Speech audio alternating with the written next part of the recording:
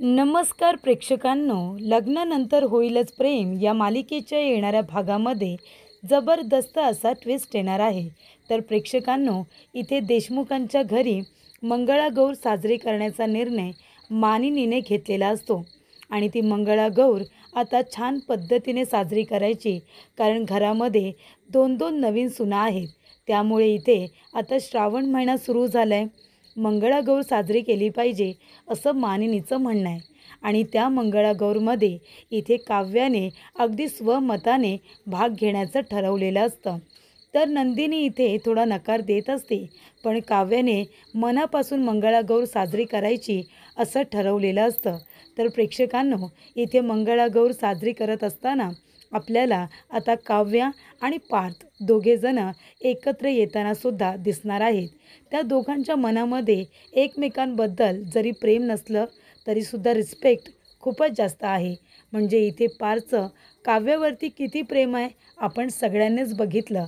पण इथे काव्याला जरीसुद्धा पार्थबद्दल प्रेम नसेल, पण तरीसुद्धा ती त्याचा खूप आदर करते, त्याचा रिस्पेक्ट करते आणि म्हणूनच तिला आपल्या या नात्याला एक संधी द्यायची आहे. आणि म्हणूनच हे 6 महिने तिला जे काही आता मिळालेत, त्या 6 महिन्यांमध्ये ती पार्थचं मन जिंकण्याचा प्रयत्न करत असते.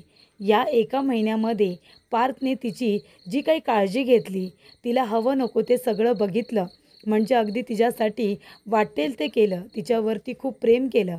त्याची जाणीव काव्याला असल्यामुळे तिलासुद्धा आता या 6 महिन्यांमध्ये जितका आनंद पार्थला देता येईल तितका आनंद काव्या त्याला देण्याचा प्रयत्न करत असते आणि म्हणूनच ती मंगळागौर साजरी करायला तयार होते. तर प्रेक्षकांनो, येणाऱ्या भागामध्ये मंगळागौर साजरी करत असताना काव्य आणि पार्थ दोघेजण कशा पद्धतीने एकत्र येणार आहेत आपण सविस्तरपणे बघूया. तर प्रेक्षकांनो, इथे किचनमध्ये मानिनी आणि नंदिनी दोघीजणी काम करत असतात. तेव्हा मानिनी म्हणत असते की नंदिनी, अगं सगळं ठीक आहे, पण आता श्रावण महिना सुरू झाला आहे, आपण मंगळागौर साजरी करायची का? तेव्हा मंगळागौर साजरी करायची आहे, तू सुद्धा जरा आनंद निवासमध्ये 2 दिवस सुट्टी घेतलीस तर बरी होईल, कारण आपल्याला घरातली सगळी तयारी करायची आहे. तेव्हा इथे नंदिनी म्हणत असते, आई मंगळागौर? तेव्हा नंदिनीला आठवतं की तिने तर डिवोर्स पेपरवरती साईन केलेली आहे आणि त्यांचा डिवोर्ससुद्धा फाईल झालेला आहे, त्यामुळे मंगळागौर कशाला असं ती विचारते. तेव्हा मानिनी म्हणते, अगं नंदिनी, असं काय करतेस? मंगळागौर प्रत्येक मुलगी आवडीने साजरी करते, म्हणजे ती मुलगी सासरी गेल्यानंतर मंगळागौर हौशेने साजरी करण्यासाठी ती पुढाकार घेते आणि तू म्हणतेस की इथे मंगळागौर कशाला? तेव्हा नंदिनी भानावरती येते आणि म्हणते, नाही आई, मला तसं म्हणायचं नव्हतं, पण काव्यासुद्धा नाही आहे ना आणि तिची परीक्षासुद्धा सुरू होणार आहे. तेव्हा मी विचार करत होते की आपण मंगळागौर साजरी नाही केली तरीसुद्धा चालेल ना, आपण पुढच्या वर्षी केली तर? तेव्हा प्रेक्षकांनो, मानिनी म्हणत असते, नंदिनी, नक्की हेच कारण आहे ना, की दुसरं कुठलं कारण आहे? तेव्हा नंदिनीला आठवतं त्या दोघांनी डिवोर्स पेपरवरती कशा पद्धतीने सह्या केल्यात. आता फक्त नंदिनीच डिवोर्स देत नाही आहे, तर पारसुद्धा काव्याला डिवोर्स देतो आहे. तेव्हा काव्याला माहिती आहे, मी सुद्धा हे मंगळागौरीला तयार होत नाही आहे आणि काव्यासुद्धा होणार नाही. आता नंदिनीला माहिती नाही आहे की काव्यामध्ये किती परिवर्तन झालं आहे, म्हणजे तिला या सगळ्या गोष्टी आता इथे मानाने कराव्याशा वाटत आहेत, म्हणजे स्वतःच्या मनाने. तिला कुणीही इथे जबरदस्ती करत नाही आहे, तरीसुद्धा ती सत्यनारायणाच्या पूजेला पण बसली आणि आता ती इथे मंगळागौर साजरी करायलासुद्धा तयार होणार आहे. पण नंदिनीला कुठेतरी वाटतं की काव्या तयार होणार नाही आणि म्हणूनच ती नकार देत असते. पण मानिनीने ठरवलेलं असतं की मंगळागौर साजरी करायची. देशमुखांच्या घरामध्ये 2-2 माझ्या लाडक्या सुना आहेत, मग आता सर्व बायकांना मी आपल्या घरी येण्याचं आमंत्रण देणार आणि काहीही झालं तरीसुद्धा मंगळागौर इथे अगदी जल्लोषात आपण साजरी करायची.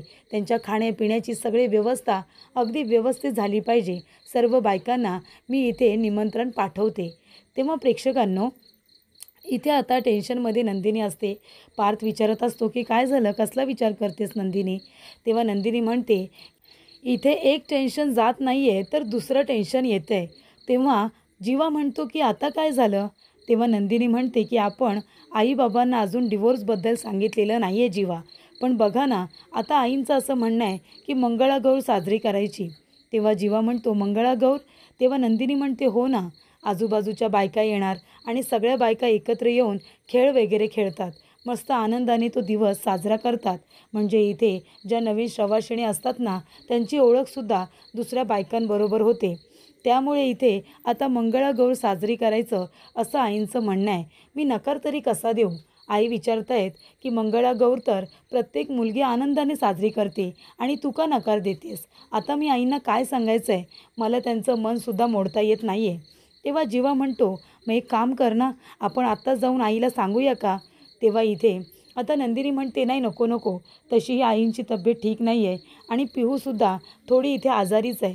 त्याच्यामुळे आत्ताच इथे डिवोर्सची गोष्ट घरामध्ये करायला नको, सगळं वातावरण डिस्टर्ब होईल. तेव्हा प्रेक्षकांनो इथे जीवा म्हणत असतो, मग आता काय करायचं? तेव्हा नंदिनी म्हणते, मी काव्याजवळ बोलते, तिचं काय म्हणणं आहे ते सुद्धा मला कळायला हवं ना, नाहीतर उगाच मी इथे होकार देईन आईंचं मन राखण्यासाठी आणि काव्य म्हणेल की मला मंगळागौर साजरी करायची नाही आहे. तेव्हा आधी मी तिच्याजवळ बोलते. ती अनिकाकडे अभ्यासासाठी गेली आहे, तिच्या एक्झाम सुरू होणार आहेत ना, ती घरी आल्यानंतर मी तिच्याजवळ बोलून घेते. तेव्हा मंगळागौरचा विषय घरी निघाल्यानंतर विक्रम काका तर एकदम उत्साहामध्ये येतात. ते म्हणतात, अरे वा, चांगली गोष्ट आहे, एक दिवस मिळतो बायकांना मंगळागौर साजरी करायला, छान एन्जॉय करा. आम्ही कुठेतरी निघून जाऊ, एक दिवसभर बाहेर काम करू, तुम्ही लोक इथे छान एन्जॉय करा, नाहीतर आम्ही आमच्या आमच्या रूममध्ये बसू, तुम्हाला डिस्टर्ब करणार नाही. त्या दिवशी तुम्ही फक्त एन्जॉय करायचं आणि घरामध्ये काही बनवायचं नाही. मी जे काही इथे आता मागवणार आहे सगळं बाहेरून मागवणार, तुम्ही लोकांनी फक्त आनंदाने तो दिवस सेलिब्रेट करायचा. असं त्यांचं म्हणणं असतं की इथे बायकांना कामं नको, इथे जेवणाची वगैरे व्यवस्था, नाश्त्याची व्यवस्था बाहेरूनच केली जाईल, असं विक्रम काका म्हणतात. तेव्हा इथे आता वसू म्हणत असते, बघतेस ना रम्या, आता ही मानिनी त्यांच्या सुनांची मंगळागौरसुद्धा साजरी करणार आहे, आता काय करायचं? तेव्हा रम्या म्हणते, आई ती काव्य आहे ना, ती तयारच होणार नाही, तसाही त्यांचा डिवोर्स होतो आहे. काव्य म्हणेल की मला मंगळागौर साजरी करायची नाहीच आहे, बघच तू. तेव्हा प्रेक्षकांनो इथे सगळ्यांना असंच वाटत असतं की काव्या मंगळागौर साजरी करायला तयार होणार नाही आहे. रम्या म्हणते, तसंही काव्याला हे सगळं काही अजिबात आवडत नाही, त्याच्यामुळे ती काही तयार होणार नाही, असं रम्या म्हणत असते. तेव्हा जरी पण ती तयार झाली तर तिची वाट कशी लावायची हे मला बरोबर माहिती आहे. जर काव्य इथे मनापासून मंगळागौर साजरी करायला तयार झाली ना, तर बघ मी काय करते ते, असं इकडे रम्याने ठरवून ठेवलेलं असतं. त्यानंतर प्रेक्षकांनो इथे आता काव्या घरी आलेली असते. रम्या आणि नंदिनीमध्ये थोडेसे वाद सुरू झालेले असतात, कारण का रम्या ज्या पद्धतीने पिहूजवळ बोलते ही गोष्ट नंदिनीला आवडलेली नसते आणि म्हणूनच इथे नंदिनीने रम्याला ठणकावून सांगितलेलं असतं की आईने इथे मंगळागौर साजरी करायला सांगितले आणि ती जर साजरी झाली तर छान पद्धतीने व्हायला हवी, त्याच्यामध्ये प्लीज काही काड्या करण्याचा प्रयत्न करू नकोस, कारण इथे जिथे आनंदाचा क्षण असेल ना, तिथे तुला विरजण घालायला खूप आवडतं, म्हणून मी तुला आता सांगते की प्लीज इथे काहीही काड्या करू नकोस. त्यानंतर प्रेक्षकांनो काव्या घरी आलेली असते. तेव्हा नंदिनी म्हणत असते की काव्या, आईंचं असं म्हणणं आहे की मंगळागौर साजरी करायची, पण मी काही बोललेले नाही आहे, मी अजून होकार दिलेला नाही आहे. मी म्हणाले त्यांना की कशाला मंगळागौर वगैरे, आता सध्या तरी नको. पण आईंचं असं म्हणणं आहे की श्रावण महिना सुरू झाला आहे ना, त्याच्यामुळे मंगळागौर साजरी करायची असते, आजूबाजूच्या बायकांना बोलवायला नको का? आणि आपण नवीन सुना आहोत ना, तेव्हा त्यांना उत्साहाने ही मंगळागौर साजरी करायचीच आहे, मग आता आपण काय करायचं? तेव्हा काव्या म्हणत असते, ठीक आहे, मग आपण आईंसाठी मंगळागौर साजरी करूया ना, मी तयार आहे. तेव्हा इकडे नंदिनी म्हणते, काय तू खरंच मनापासून ही मंगळागौर करणार आहेस आत्ता? तेव्हा इकडे काव्य म्हणते, हो ताई, मग काय झालं, अगं मंगळागौर साजरी करायला मला तर आवडतेच ना, तुला माहिती आहे आपण आईबरोबर जायचो, किती मज्जा यायची ना, मला तर आवडेल बाबा मंगळागौर साजरी करायला, ते छान तयार व्हायचं आणि बायकांबरोबर पूर्ण दिवस स्पेंड करायचा, मला नक्कीच आवडेल, तुला आवडेल का? तेव्हा नंदिनी म्हणते, काव्या तुला खरंच मनापासून ही मंगळागौर साजरी करायची आहे? तेव्हा काव्य म्हणते, हो, असं का विचारतेस तू?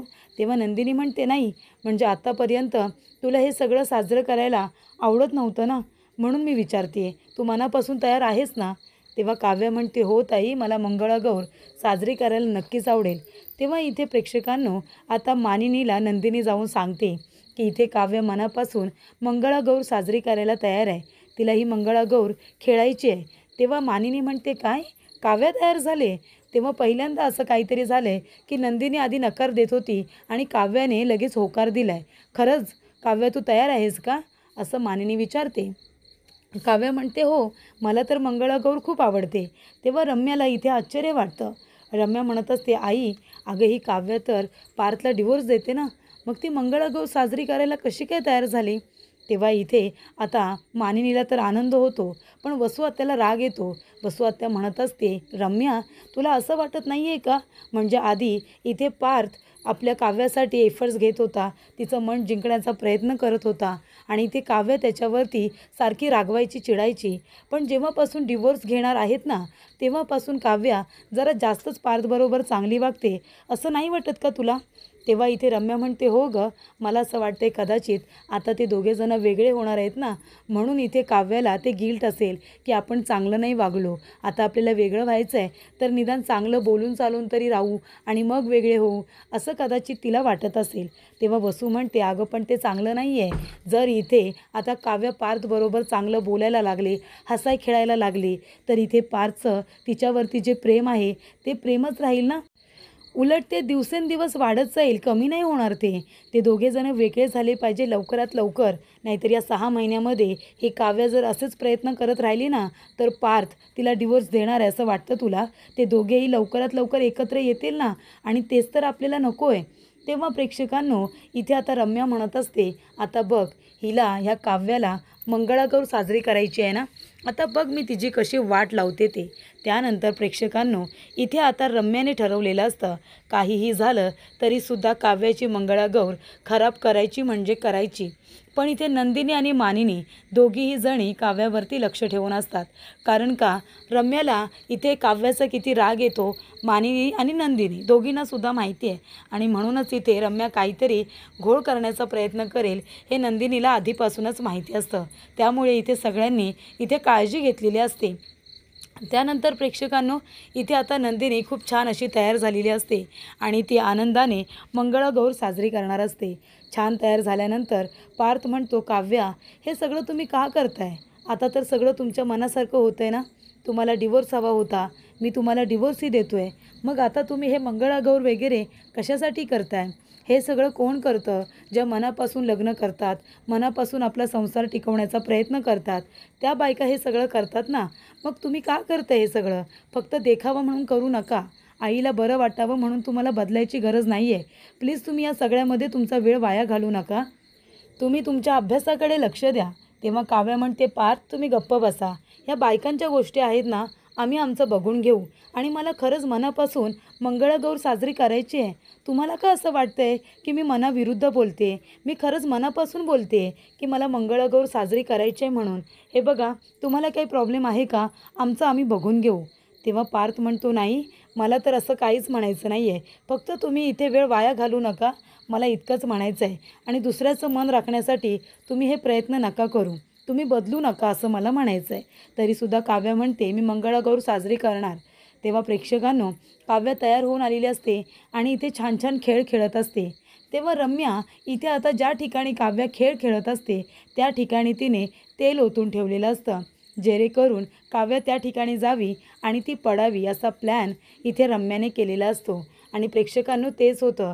काव्य इथे आता खेळ खेळत असताना ती इथे छान आनंदी असते, खूप मज्जा आणि धम्माल करत असते. नंदिनीसुद्धा खुश असते. नंदिनी तयार होते तेव्हा जीवासुद्धा तिच्याकडे बघतच राहतो. त्यानंतर दोघीजणी बायकांबरोबर छान इथे आता मंगळागौरीचे खेळ खेळत असताना काव्याचा पाय त्या तेलावरून घसरतो आणि काव्य पडायला जाणार तेवढ्यातच तिथून पार जात असतो. पार धावत पळत येतो आणि इथे काव्याला पकडतो, तिला पडू देत नाही. तर इथे आता काव्याने इथे रम्याला बाजूला ढकलून इथे काव्याला पकडलेलं असतं, तिला खाली पडू दिलेलं नसतं. तेव्हा इथे काव्यासुद्धा पार्थला घट्ट पकडते. सगळ्या बायका इथे पार्थचं कौतुक करत असतात आणि म्हणत असतात की बरं झालं इथे पार्थने त्याच्या बायकोला वाचवलं, नाहीतर बिचारी जोरात पडली असती. तेव्हा इथे नंदिनी म्हणते, काव्या, ठीक आहेस ना तू? तेव्हा काव्या म्हणते, हो मी ठीक आहे.